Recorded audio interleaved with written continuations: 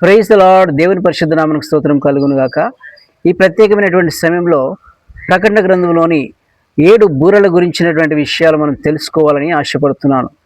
ఈ 7 బూరల గురించినటువంటి విషయాలు మనం తెలుసుకోబోతుంటున్నాము. ఈ యొక్క 7 బూరలు ఎక్కడ మనం చూస్తామంటే ప్రకటన గ్రంథము 8వ అధ్యాయము 2వ వచనం నుండి మొదలుకొని ప్రకటన గ్రంథము 11వ అధ్యాయము 18వ వచనం వరకు 7 బూరల గురించినటువంటి విషయాలు మనం చూస్తాం. దీనికన్నా ముందు ఉన్నటువంటి విషయాలు ఏమిటంటే, దీనికన్నా ముందు 7 సంఘాలకు వ్రాయబడినటువంటి లేఖలను మనం చూస్తాము. ఆ తర్వాత పరలోకంలో గొర్రెపిల్లగా ఉన్నటువంటి యేసు క్రీస్తు ప్రభువారు ఆ యొక్క 7 ముద్రలు విప్పడం మనం చూస్తాము.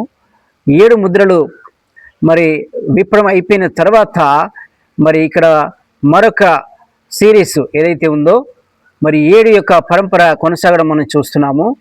ఈ యొక్క 7 బూరలు 7 ట్రంపెట్స్ గురించినటువంటి కొన్ని ముఖ్యమైనటువంటి విషయాలను మనము చర్చించుకుందాం. ఓకేనా? అయితే ఈ యొక్క 7 బూరలు ఏవైతే ఉంటున్నాయో వాస్తవంగా బూరలు దేనికి సూచన అని మనం గమనించినట్లయితే బూరలు అనేటివి ప్రజలను పిలవడానికి ఉపయోగించేటువంటి సాధనములు. ప్రజలను ఆయత్తపరచడానికి, ప్రజలను పిలవడానికి, ప్రజలని అదేవిధంగా ప్రజల యొక్క దృష్టిని పొందడానికి, కొన్నిసార్లు ప్రజలను హెచ్చరించడానికి వాడేటువంటి సాధనము లేదంటే పరికరము అనే విషయాన్ని మనము గమనించవచ్చు. పాత నిబంధనల కాలంలో ఇశ్రాయేలీలు కూడా బూరలు వాడారు. కాబట్టి బూరల గురించి అనేక చోట్ల మనం బైబిల్లో చూడవచ్చు. అయితే ఇక్కడ మనం చూస్తున్నాము బూరలు అనేటువంటి ఈ యొక్క విషయము ప్రారంభానికన్నా ముందే మనం ఏం చూస్తున్నామంటే ఒక బూరలకు ముందున్నటువంటి ఒక సిద్ధపాటు లేదంటే ఒక సెట్టింగ్ని మనం చూస్తున్నాము. 8వ అధ్యాయము ప్రకటన గ్రంథము 8వ అధ్యాయము 2వ వచనం మొదలుకొని 6వ వచనం వరకు మనం చూసినట్లయితే అక్కడ మనం ఏం చూస్తున్నామంటే అక్కడ ఆ యొక్క బంగారపు వేదికను మనము చూస్తున్నాం, ధూప వేదికను మనము చూస్తున్నాం. అక్కడ ఆ యొక్క ధూప వేదిక మీద ధూపం అర్పించడం అనేది మనము చూస్తున్నాము. ఇది దేనికి సాదృశ్యంగా ఉంది అంటే ఇది పరిశుద్ధుల ప్రార్థనలకు సాదృశ్యంగా ఉన్నట్టుగా మనము చూడవచ్చు. దేవుని పరిశుద్ధ నామమునకు స్తోత్రం కలుగును గాక. అయితే ఆ తర్వాత మనం చూసినట్లయితే 8వ వచనంలో మనం చూసినట్లయితే 8వ అధ్యాయం 6వ వచనం నుండి మనం చూసినట్లయితే 7 దూతల యొక్క వివరణ మనం ప్రారంభం కావడం అనేది మనము చూస్తుంటున్నాం. దేవుని పరిశుద్ధ నామమునకు స్తోత్రం కలుగును గాక. అయితే మొట్టమొదటి దూత బూర ఊదినప్పుడు భూమి మీద ఒక పెద్ద ప్రళయము జరిగినట్లుగా మనము చూస్తున్నాము. చెట్లు, అదేవిధంగా పచ్చని గడ్డి, ఇదంతా కూడా ఈ యొక్క కూరగాయలు ఇవన్నీ ధ్వంసం చేయబడినట్లుగా మనం చూస్తున్నాము. ఒక 3వ భాగము భూమి ధ్వంసమైనట్టుగా మనము చూస్తుంటున్నాం. తర్వాత మనం చూసినట్లయితే వడగండ్లు, తర్వాత ఇవన్నీ కూడా రావడం అనేది మనము చూస్తున్నాం. అయితే ఇవన్నీ కూడా ప్రకృతిని ధ్వంసం చేసేటువంటి విషయాలుగా ఉన్నట్లుగా మనము చూస్తున్నాం. తర్వాత మనం చూసినట్లయితే 8వ అధ్యాయము 8, 9 వచనాల్లో మనం చూసినట్లయితే 2వ బూర ఊదబడినప్పుడు మనం అక్కడ ఏం చూస్తున్నామంటే ఒక పెద్ద అగ్నిపర్వతం బద్దలైపోయినట్లుగా, అదేవిధంగా సముద్రం కూడా చాలా నష్టపోయినట్టుగా, సముద్రం కూడా ఆ యొక్క నీరు పూర్తిగా ఎఫెక్ట్ అయినట్టుగా మనము చూస్తున్నాం. అదేవిధంగా అక్కడ నుండి అనేకమైనటువంటి తెగుళ్ళు బయలుదేరడం అనేది మనము చూస్తున్నాం. దేవుని పరిశుద్ధ నామమునకు స్తోత్రం కలుగును గాక. అయితే ఈ యొక్క తెగుళ్ళు ఆ యొక్క నిర్గమకాండంలో మనము చూసేటువంటి తెగుళ్లను పోలి ఉన్నట్లుగా మనము గమనించవచ్చు. దేవుని పరిశుద్ధ నామమునకు స్తోత్రం కలుగును గాక. తర్వాత మనం చూస్తున్నాము నదులు, అదేవిధంగా మంచి నీళ్ళ సరస్సులు ఇవన్నీ కూడా ఎఫెక్ట్ అయినట్టుగా మనము చూడవచ్చు. అయితే ఇవన్నీ దేనికి సూచనలు అంటే దేవుని యొక్క తీర్పులకు లేదంటే దేవుని యొక్క జడ్జిమెంట్కు తీర్పులుగా ఉండడాన్ని మనము గమనించవచ్చు. తర్వాత 4వ బూర ఊదబడినప్పుడు మరి ఆ యొక్క సూర్యుడు మరి ఎఫెక్ట్ అయినట్టుగా మనము చూస్తున్నాం. ఈ విధంగా మనం గమనించినట్లయితే ఈ యొక్క ప్రకృతి వైపరీత్యాలు ఇవన్నీ కూడా మరి మానవులను మరి అనేక విధములుగా మరి నష్టపరుస్తుంటున్నాయి, ఇబ్బంది పరుస్తుంటున్నాయి. మరి అనేక విధాలైనటువంటి మరి ఆ యొక్క దేవుని యొక్క మరి ఉగ్రతను వాళ్ళు ఎదుర్కొన్నట్లుగా మనము చూస్తున్నాం. మరి ఇవన్నీ ఎప్పుడు జరుగుతాయి అనేది అసలైనటువంటి ప్రశ్న. మరి ఇవన్నీ కూడా మరి సంఘ కాలంలో మరి ఆయా సమయాలలో ఆయా విధములుగా మరి సంభవించడం అనేది మనము గమనించాలి. మరి ఇది కేవలము యేసుక్రీస్తు ప్రభువారు మరి ఈ లోకానికి రెండవసారి వచ్చి సంఘం ఎత్తబడిన తర్వాత జరుగుతాయని చెప్పేసి చాలామంది మరి ప్రకటించడం మనం చూస్తాం. ఆ విధంగా మనం తీసుకోకూడదు, కానీ ఇవన్నీ కూడా మరి సంఘ కాలంలోనే జరుగుతున్నట్లుగా మనము గమనించవచ్చు. తర్వాత 5వ దూత బూర ఊదడం మనం చూసినప్పుడు మరి ఇదిగో శ్రమ శ్రమ శ్రమ అని చెప్పేసి 3 సార్లు మరి ప్రకటన చేయబడ్డం మనం చూస్తుంటున్నాం. ఆ విధంగా మనం గమనించినట్లయితే మరి ఈ యొక్క మరి మొదట సంభవించినటువంటి మరి తెగుళ్ళు లేదంటే తీర్పులకు మించినటువంటి మరి గొప్ప ఉపద్రవాలు మరి 3 రాబోతున్నాయి అనేటువంటి సంకేతాన్ని మనం ఇక్కడ చూస్తున్నాం. దేవుని పరిశుద్ధ నామమునకు స్తోత్రం కలుగును గాక. అయితే మరి ఈ యొక్క తెగుళ్ళన్నీ కూడా మరి ఎవరికి మీదకి వస్తున్నాయని మనం చూసినట్లయితే మరి ఎవరైతే దేవుని ముద్రను వాళ్ళు ధరించకుండా ఉంటున్నారో వారి మీదకి ఈ యొక్క తెగుళ్ళు లేదంటే ఈ యొక్క తీర్పులు రావడం అనేది మనం అర్థం చేసుకోవాలి. దేవుని ముద్ర అనేది అది సాదృశ్య రూపకమైనది, అది ఆత్మీయమైనటువంటి ముద్ర, అది భౌతికమైనటువంటి ముద్ర కాదు. మరి ఎవరైతే క్రీస్తునందు తిరిగి జన్మించి క్రీస్తు బిడ్డలుగా మరి క్రీస్తు యొక్క మరి కుటుంబంలో చేర్చబడ్డారో వారు పరిశుద్ధాత్మ చేత ముద్రించబడినట్లుగా మనము గమనించాలి. దేవుని పరిశుద్ధ నామమునకు స్తోత్రం కలుగును గాక. ఆ విధంగా మనం చూసినట్లయితే మరి ఈ లోకంలో మరి అనేకమైనటువంటి ఉపద్రవములు సంభవిస్తాయని చెప్పేసి యేసుక్రీస్తు వారు ప్రకటించుంటున్నారు. అయితే మరి ఈ యొక్క అన్యజనుల మీదకి లేదంటే అవిధేయుల మీదకి వచ్చేటువంటి మరి తీర్పు గురించి మనం ప్రకటన గ్రంథంలో చూస్తుంటున్నాం.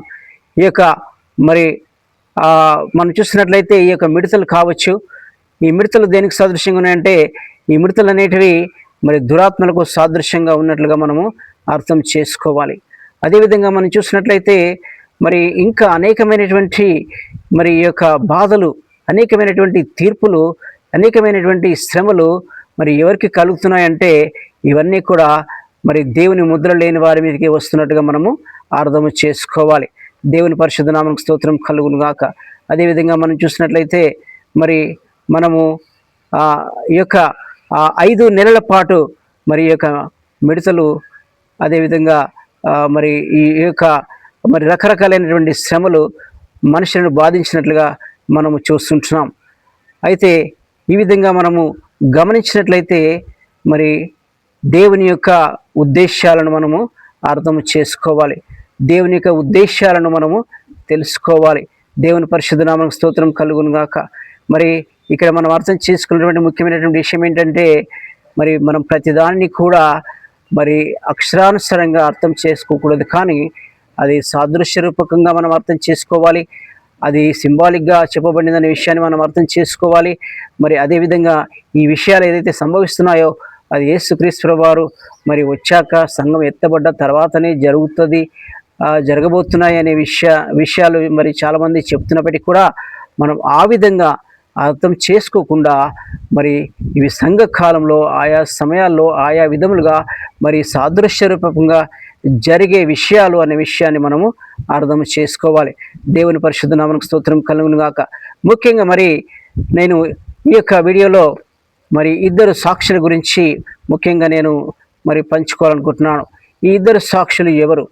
ఈ 2 సాక్షులు మరి 2 సాక్షుల గురించి అనేక అభిప్రాయాలు మీరు విని ఉంటారు.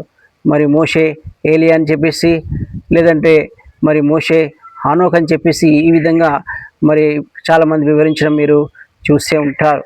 మరి ఎందుకోసము ఆ పేర్లు మరి చెప్తున్నారు అని అంటే, మరి అదేవిధంగా మనం చూసినట్లయితే కొంతమంది హానోకు పేరు చెప్తున్నారు. హానోకు చనిపోలేదు, మరి కాబట్టి ఆయన వస్తాడు.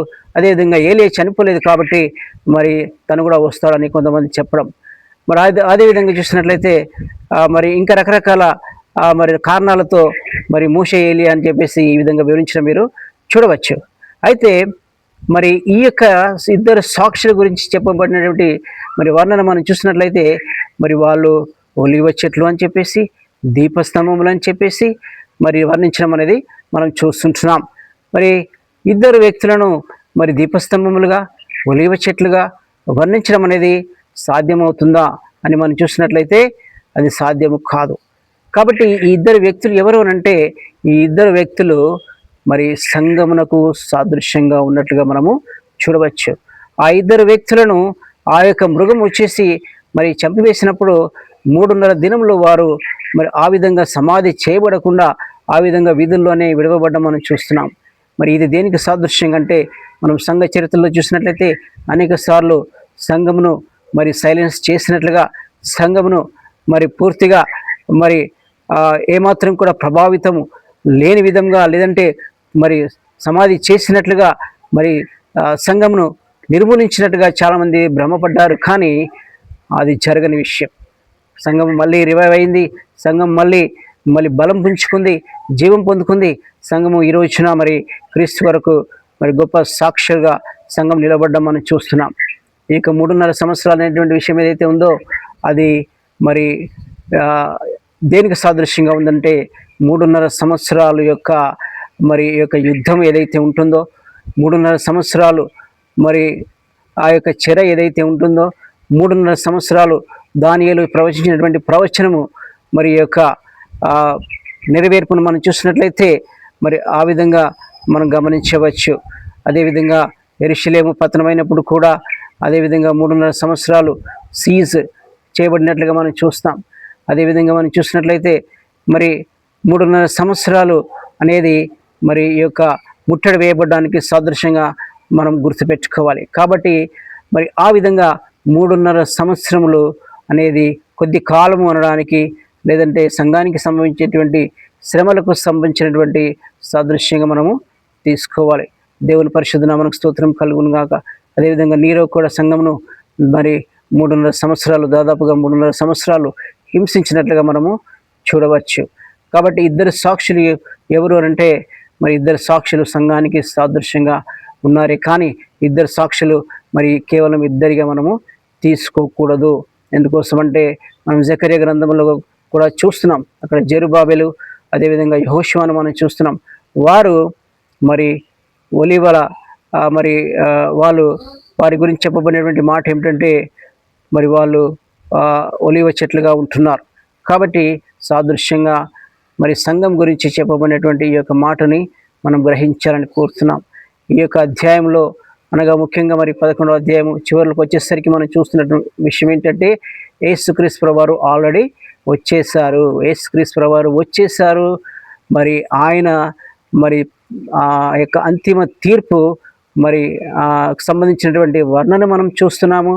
యేసుక్రీస్తు ప్రభువారు ఎలా వచ్చాడు ఏంటి అనే వివరాలు మనం చూడలేదు, కానీ ఆయన మరి వచ్చేసినట్టుగా మరి మనము గమనించవచ్చు. కాబట్టి ఈ యొక్క పుస్తకం మధ్యలోనే యేసుక్రీస్తు ప్రభువారి రాకడకు సంబంధించినటువంటి మరి ఒక పిక్చర్ని మనము చూస్తున్నాము. ఎందుకంటే అక్కడ వారందరూ కూడా దేవుని స్తుతిస్తున్నారు. కాబట్టి ఈ విధంగా మనం గమనించినట్లయితే మరి ఈ యొక్క పుస్తకము ఒక క్రొనాలజికల్ ఆర్డర్లో రాయబడలేదు, కానీ మరి ఒక ప్రత్యేకమైనటువంటి విధానంలో ఈ యొక్క గ్రంథము రాయబడింది అనే విషయాన్ని మనము అర్థం చేసుకోవాలి. దేవుని పరిశుద్ధ నామమునకు స్తోత్రం కలుగును గాక. కాబట్టి ఈ యొక్క బూరలు అనేటివి మరి దేవుడు మనుషులకు ఇస్తున్నటువంటి కొన్ని సూచనలు, కొన్ని మరి మారు మనసు పొందడానికి ఇస్తున్నటువంటి అవకాశాలు. ఈ యొక్క ప్రకృతి వైపరీత్యాలు సంభవించినప్పుడు వాటి ద్వారా మనుషులు మరి దేవుని వైపు తిరగాలి, దేవుని యందు విశ్వాసం ఉంచి, అదేవిధంగా మరి దేవుని కొరకు మరి సంఘం నిలబడాలనేటువంటి విషయాన్ని మనం ఇక్కడ అర్థం చేసుకోవాలి. దేవుని పరిశుద్ధ నామమునకు స్తోత్రం కలుగును గాక. దేవుడు మిమ్మల్ని దీవించును గాక. బాయ్.